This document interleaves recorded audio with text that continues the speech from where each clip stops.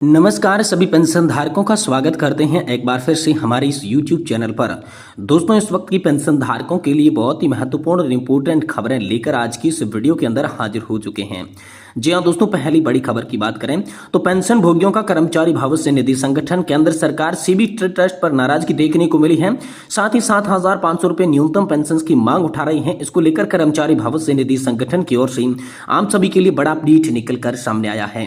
तो इसके बारे में आज की इस वीडियो के अंदर बात करेंगे। वहीं दोस्तों बात करने वाले हैं राजस्थान सरकार ओपीएस योजना को अविलंब लागू करें। सरकारी कर्मचारियों ने यह बड़ी मांग आप सभी के लिए रख डाली है, तो इसके बारे में बात करेंगे। और वहीं बात करेंगे सुप्रीम कोर्ट के फैसले को हुए 23 महीने, लेकिन ईपीएस 95 पेंशन भोगियों पर सरकार खामोश है। आखिरकार इसको लेकर क्या नया और बड़ा अपडेट निकल कर आया है, इसके बारे में भी दोस्तों आज की इस वीडियो के अंदर बात करेंगे। वहीं बात करेंगे 112 वर्षीय जीवन साथी को मिली अतिरिक्त पारिवारिक पेंशन। जी हाँ दोस्तों, आखिरकार पारिवारिक पेंशन, अतिरिक्त पारिवारिक पेंशन को लेकर आप सभी के लिए क्या बड़ी खबर निकल आई, इसके बारे में बात करेंगे। वहीं ईपीएफओ से ज्यादा पेंशन लाना चाहते हैं तो ये जुगाड़ आप सभी के लिए काम में आएगा। नौकरी पैसा है तो आप सभी को ये बात पूरी तरीके से समझनी होगी। तो इस अपडेट को भी हम इस वीडियो के अंदर समझाने वाले हैं। और वहीं अंत में बात करने वाले हैं कर्मचारी भविष्य निधि संगठन से ज्यादा पेंशन लेना है तो दोस्तों आप सभी को क्या क्या काम करना होगा, इसके बारे में संपूर्ण रूप से जानकारी आप सभी को देंगे। इसीलिए हम सभी पेंशन धारकों से निवेदन करते हैं कि दोस्तों आज की इस वीडियो को आप लास्ट तक देखिएगा। साथ ही अगर हमारे चैनल पर नए है तो चैनल को भी सब्सक्राइब जरूर कर लीजिएगा। तो चलिए बिना किसी देरी के पहले बड़े अपडेट की ओर चलते हैं और आपको पूरी जानकारी सही, सटीक और तथ्यों पर आधारित देते हैं। जी हाँ दोस्तों, पेंशन भोगियों का जो कर्मचारी भविष्य निधि संगठन केंद्र सरकार और सीबीटी ट्रस्ट पर नाराजगी देखने को मिल रही है। 7,500 रुपए न्यूनतम पेंशन की मांग उठा रही है। इसको लेकर नया अपडेट आया है।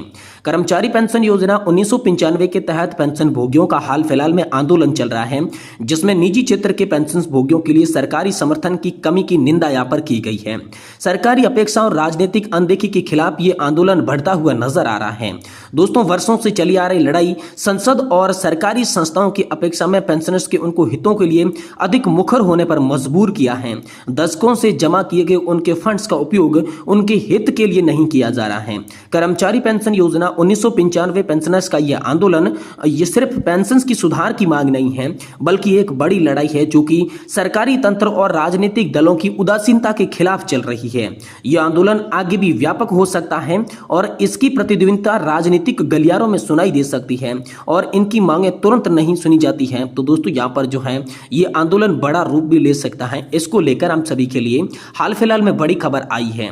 वहीं दोस्तों बात करें हम सभी के लिए तो सुप्रीम कोर्ट के फैसले को 23 महीने हुए हैं, लेकिन ईपीएस 95 पेंशन भोगियों पर सरकार अभी भी खामोश नजर आ रही है। तो आखिरकार 23 महीने बाद भी सरकार क्यों खामोश है, इससे जुड़ा एक बड़ा अपडेट आया है। तो चलिए इस अपडेट के बारे में विस्तार से जानकारी आप सभी को देते हैं।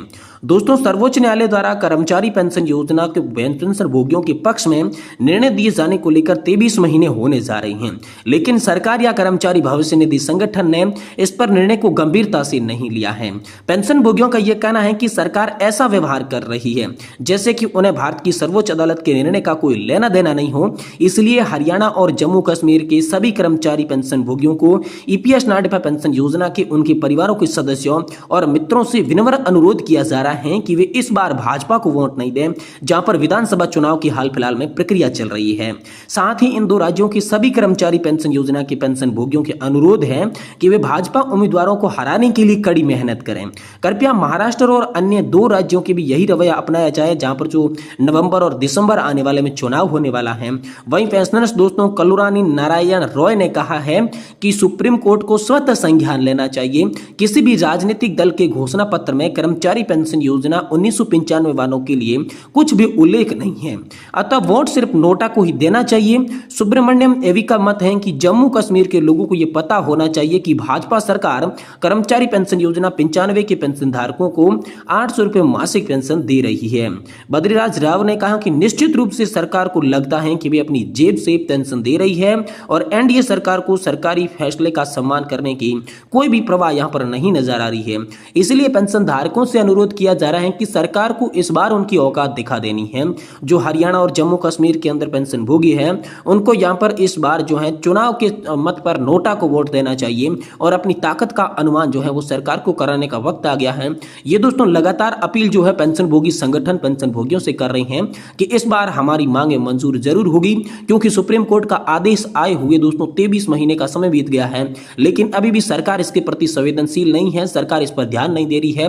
तो सरकार का ध्यान आकृष्ट करने के लिए हमें जो है वोटिंग के अंदर नोटा का सपोर्ट करना होगा और इसी को लेकर हमारी आगे मांगे मंजूर होने की संभावना भी बताई जा रही है। बड़ी खबर आप सभी के लिए आ रही है। वहीं दोस्तों अगली बड़ी खबर की बात करें तो कर्मचारी भविष्य निधि संगठन से ज्यादा पेंशन लेना है तो आम सभी के लिए यह जुगाड़ काम आने वाला है। नौकरी पैसा है तो इस बात को आपको पूरी तरीके से समझ लेनी होगी। तो आखिरकार कैसा जुगाड़ है चलिए बताते हैं।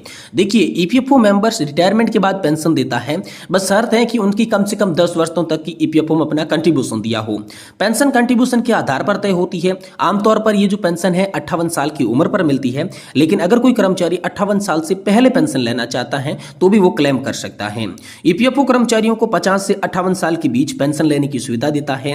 हालांकि ये पेंशन कुछ शर्तों के आधार पर मिलती है, लेकिन ईपीएफओ से अगर आप ज्यादा पेंशन लेना चाहते हैं तो इसका भी एक तरीका है जो कि अक्सर लोगों को पता नहीं होता है। अगर आप भी नौकरी पेशा हैं तो ये तरीका आप सभी को समझ लेना चाहिए कि आपको ज्यादा पेंशन किस तरीके से देखने को मिलेगी।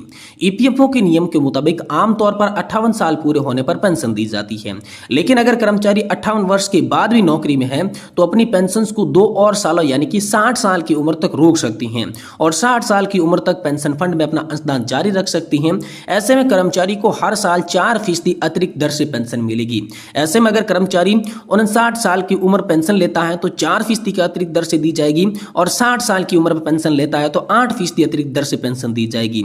उनकी पेंशन की गणना के लिए 58 साल के बाद सालों को जो है पेंशन की सेवा और वेतन को भी यहाँ पर लिया जाता है, इसलिए उनकी पेंशन जो है इस फॉर्मूले के आधार पर, इस काम के आधार पर बढ़ेगी। यानी कि सीधा सीधा बताया जाए तो 58 साल के बाद आप पेंशन के हकदार हो जाते हैं, लेकिन अगर आप पेंशन जो है वो 60 साल में लेना शुरू करते हैं तो आपको जो भी पेंशन की राशि मिल रही है उसमें 8% की बढ़ोतरी देखने को मिलेगी, 8% ज्यादा पेंशन देखने को मिलेगी। ये दोस्तों आप सभी के लिए हाल फिलहाल में बड़ी खबर निकलकर सामने आई है। वहीं दोस्तों अगली बड़ी खबर की बात करें तो राजस्थान सरकार ओपीएस योजना को अविलंब लागू करें, सरकारी कर्मचारियों ने यह बड़ी मांग रखी है।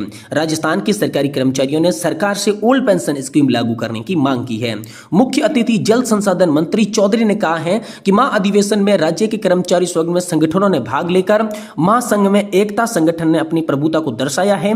किसी भी संघ संस्था संगठन ने अपने कर्मचारियों की मांग को लेकर सरकार के समक्ष रखना एकता का परिचारक होता है। उन्होंने कहा राजस्थान सरकार कर्मचारियों के साथ है, कर्मचारी सरकार की ओर से धरातल तक पहुंचने का कार्य करते हैं जो एक दूसरे के पूरक हैं। उन्होंने कहा कि मैं कर्मचारियों का वकील हूं, आपके हितों की रक्षा के लिए सरकार की पैरवी करूंगा। 2 दिवसीय महाअधिवेशन में यूपीएस का विभिन्न कर्मचारी संगठनों ने कड़ा विरोध किया है। प्रदेश अध्यक्ष महावीर शर्मा, राष्ट्रीय अध्यक्ष सुभाष लांबा ने कहा है कि इस महाअधिवेशन में राज्य के सभी विभागों से कर्मचारियों ने भाग लेकर महासंघ की शक्ति का प्रदर्शन किया है। शीघ्र ही जिला और संभाग स्तर पर कर्मचारी सम्मेलन किए जाएंगे।